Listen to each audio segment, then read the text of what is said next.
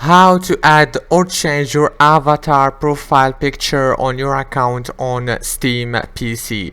Hello guys, so all what you have to do is so simple. Just go to Steam and this is the home page as you can see. Now I don't have any avatar as you can see right here.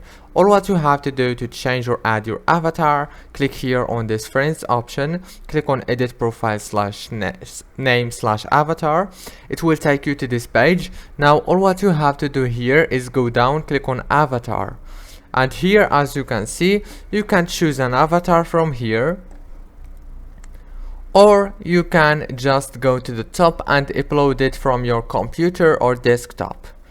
Easy and fast. So I'm gonna choose, let's say, one of these avatars. I'm gonna choose this one and then I'm gonna click save, and now this is my avatar. As you can see, it's here, easy and fast. If this video was helpful, please don't forget to like and subscribe, and thank you so much for watching this video until the very end. See you later.